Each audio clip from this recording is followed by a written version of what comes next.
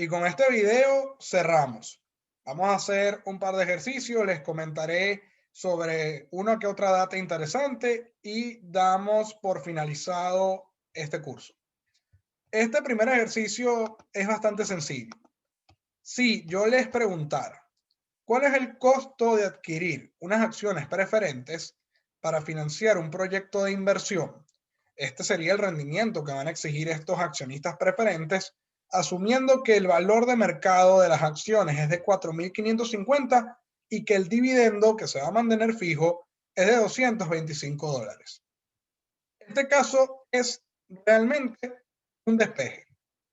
Hay que considerar el dividendo, que es el dividendo futuro, pero siempre va a ser el mismo.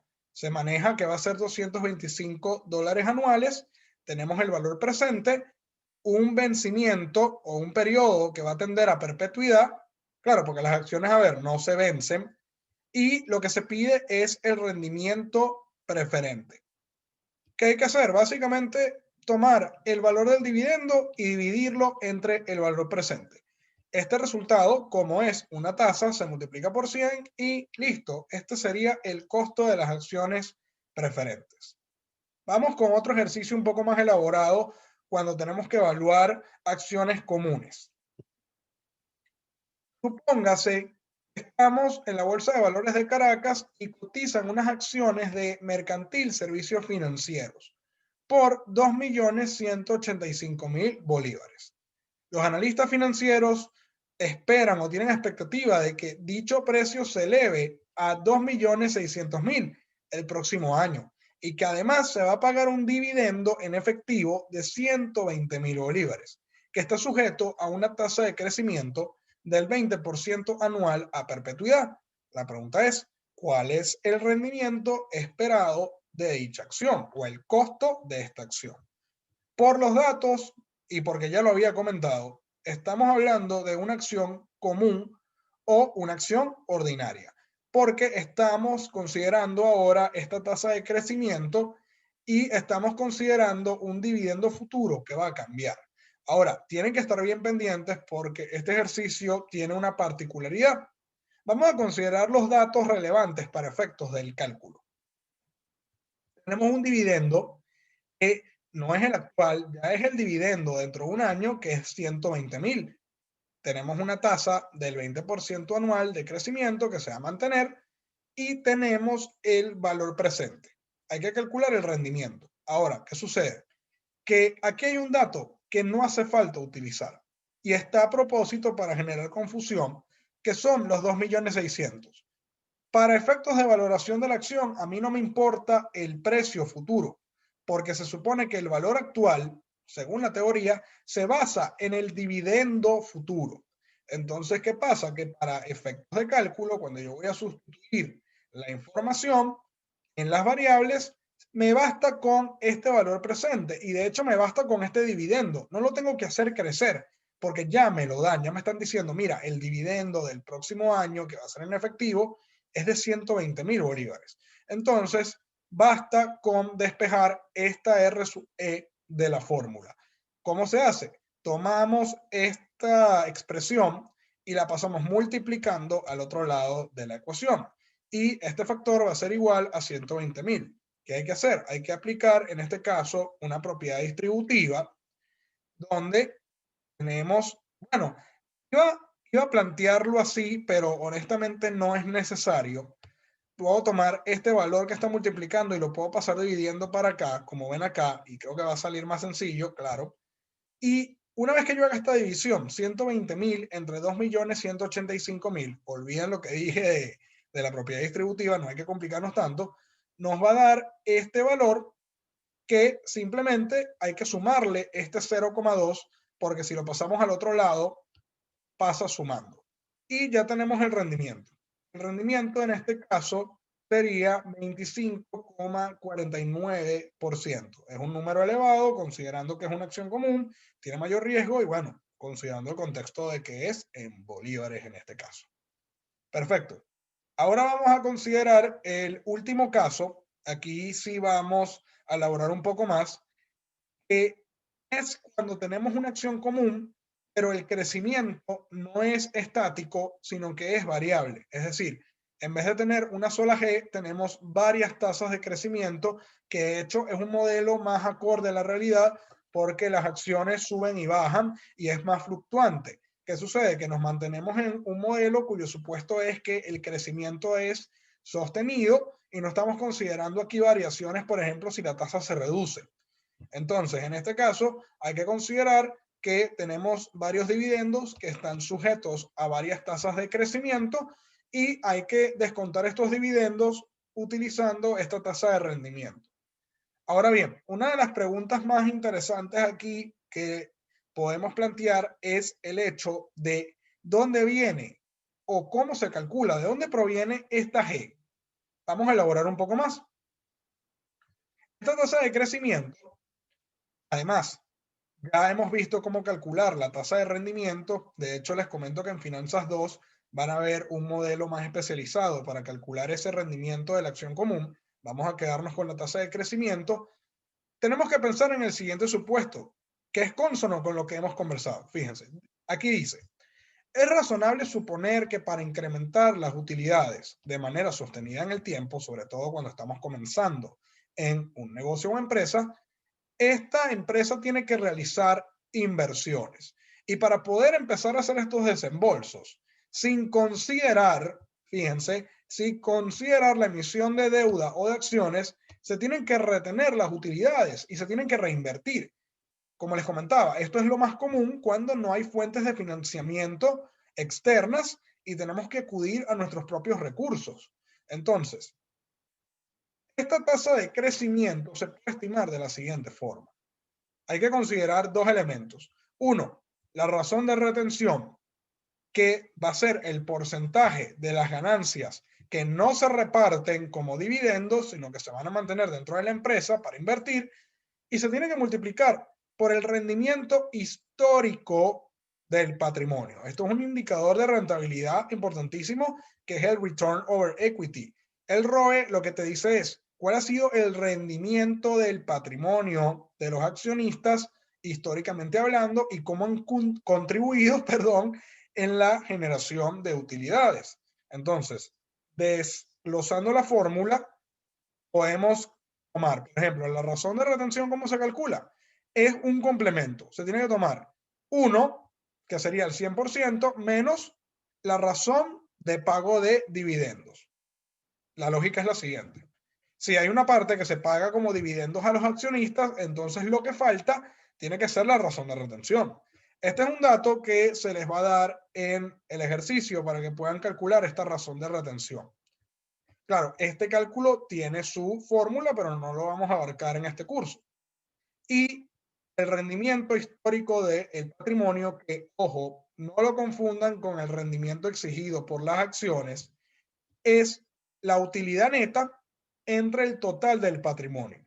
Aquí lo que me faltó agregar es que como es un rendimiento, se tiene que multiplicar por 100, pero es algo que he comentado muchísimo a lo largo del curso y es algo que ya deberían tener claro. Entonces, con estos dos datos podemos estimar esta tasa de crecimiento para efectos de cálculo y por si yo quiero hacer un ejercicio más elaborado. Ahora, ¿qué se debe tomar en cuenta? Porque esto es una tasa de crecimiento promedio de los dividendos. Esta metodología es una buena práctica. Vamos a analizarlo un poco más allá. Hay que tomar en cuenta el ciclo del producto y lo que sería el ciclo de vida de la empresa, las tendencias económicas y los cambios estructurales, porque dependiendo de estos tres puntos, va a ser más conveniente retener utilidades. Va a ser más conveniente ver cuándo hay que pagarle a los accionistas y cuándo no. Y hay que tener cuidado porque si se sobreestima esta tasa de crecimiento, se puede jugar en contra de la empresa. Por eso se dice que para empresas con un crecimiento acelerado no es recomendable y se tiene que utilizar otra medida. Lo más seguro, y ya estamos hablando de empresas un poco más consolidadas, es que se pueda tomar un promedio utilizando empresas similares o comparables. A esto me refiero cuando hablo de las mejores prácticas o lo que es en finanzas el benchmarking. En vez de considerar una tasa estimada en función a lo que se retiene de utilidades, se puede considerar un promedio tomando lo que es a la industria y a los competidores para tener una tasa de crecimiento un poco más estable, porque si es demasiado acelerada, esto puede perjudicar en la valoración de acciones y en la valoración de empresas. Entonces sí quería dejarles este contexto y este plus adicional para poder calcular esta tasa. Para efectos de los ejercicios vamos a utilizar esta fórmula que está acá. Bueno, vamos a culminar. Este sería el último ejercicio. Aquí vamos a calcular el valor presente de la acción y vamos a considerar una serie de supuestos que, bueno, sin duda hacen que este ejercicio sea bastante completo de abordar. Vamos a considerar de manera hipotética a la empresa IBM. En el mercado bursátil se comenta que esta empresa piensa emitir nuevas acciones para recaudar fondos y expandir el negocio. Esto es importante porque si se va a hacer una oferta pública, se tiene que comunicar en prensa y, bueno, tiene que ser público. Este ejercicio se caracteriza porque el último dividendo pagado, fíjense, no es el dividendo futuro, sino es el dividendo actual, es de $2,50 por acción. Y se espera que su tasa de crecimiento anual sea del 20%, bastante alto y bastante optimista, durante los primeros 2 años. Ahora miren bien, por eso es que este caso es más realista.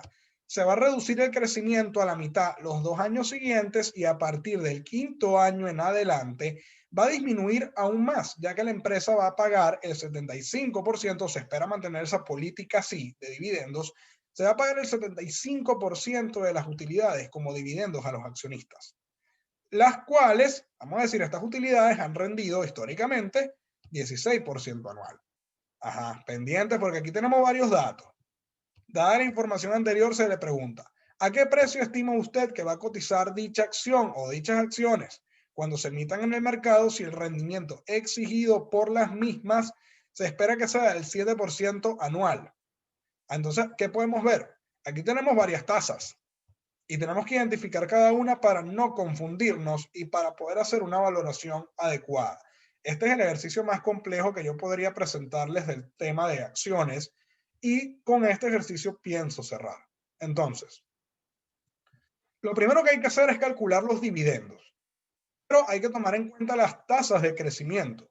Si partimos del dividendo actual y queremos el dividendo del primer año, tenemos que considerar que este dividendo se tiene que capitalizar un 20% aplicando la fórmula de interés compuesto y tenemos $3.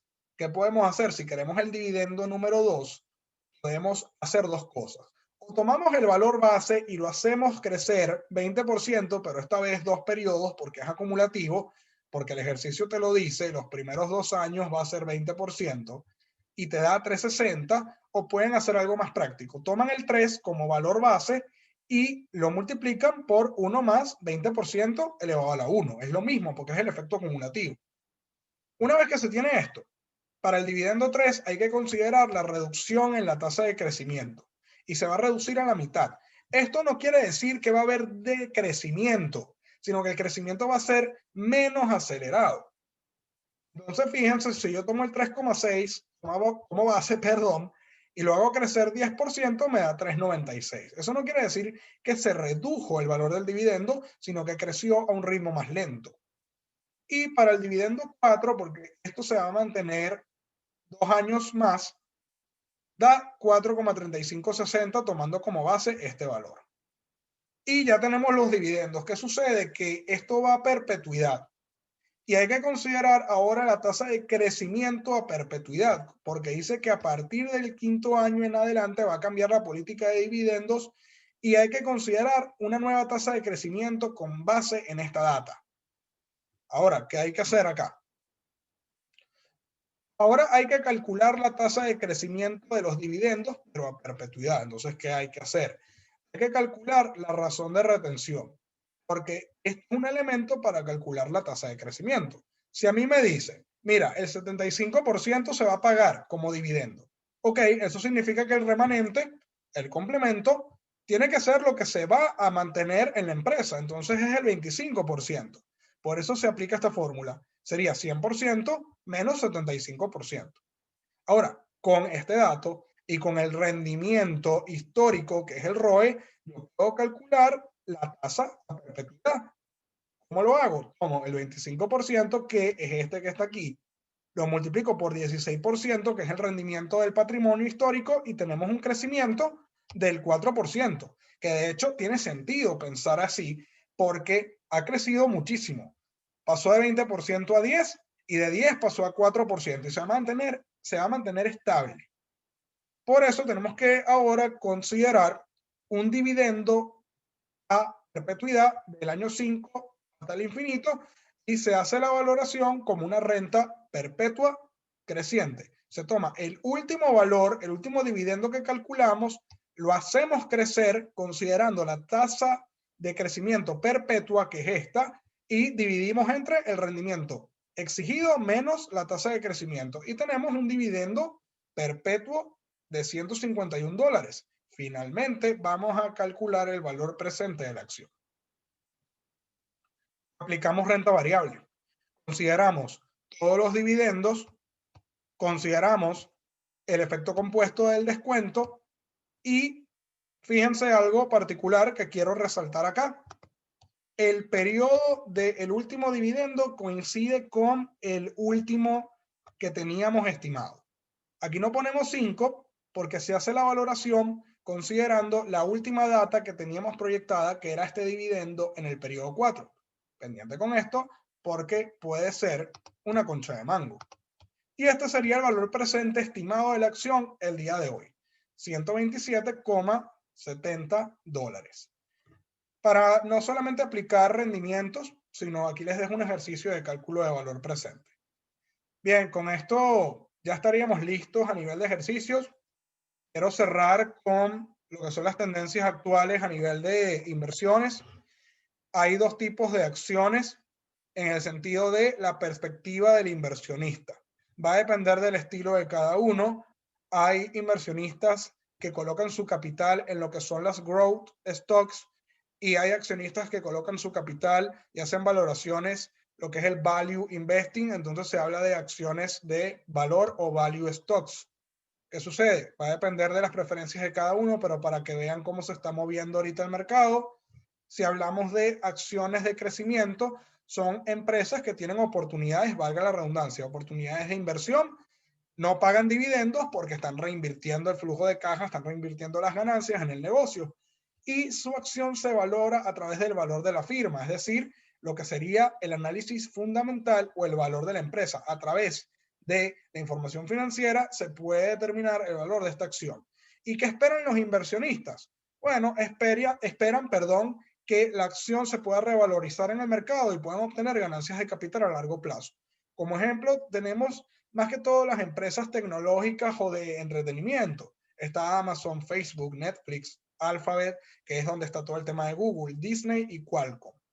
Acciones de valor tienen una perspectiva diferente porque son empresas que ya están consolidadas, ya que están más maduras y pagan dividendo constantemente a los accionistas. Como están en una posición madura, no tienen que estar reinvirtiendo constantemente y se espera que se mantenga un crecimiento ya a largo plazo y se mantenga estable. Entonces su acción se puede valorar a través de los dividendos futuros, que es este modelo de valoración que yo les he ido mostrando en este tópico. Aquí entra más que todo el sector bancario, las aerolíneas y el sector de los bancos de inversión, inclusive también el petrolero. Entonces les dejo aquí ejemplos como Bank of America, Delta Airlines, JP Morgan, Chase y lo que es ExxonMobil. Y con esto ya concluimos. Quiero decirles que de verdad agradezco que me hayan acompañado y le hayan hecho seguimiento a la materia en este contexto virtual. Sé que no fue fácil, fue desgastante, pero qué bueno que pudiéramos hacernos aquí acompañamiento y pudiera brindarles apoyo. Aquí les dejo mis redes sociales, se las presento al final de cada curso, simplemente para tener vías de comunicación y bueno, para que sepan que estoy a la orden para cualquier cosa, sea académicamente hablando o a nivel laboral. Les dejo el Facebook, Twitter, Instagram aquí la gente dice el LinkedIn, pero es LinkedIn. Entonces aquí se los dejo para que también vean el perfil profesional. Y bueno, no me queda más que darles las gracias, no me queda más que agradecerles y gracias por su tiempo y gracias por su colaboración. Seguimos aquí en Aula Financiera UCAP. Cualquier cosa, hay otros videos de otras materias, hay información que puedan complementar. Y bueno, estamos aquí a sus órdenes. Nos vemos entonces y damos por concluido este curso de Finanzas Jurídicas.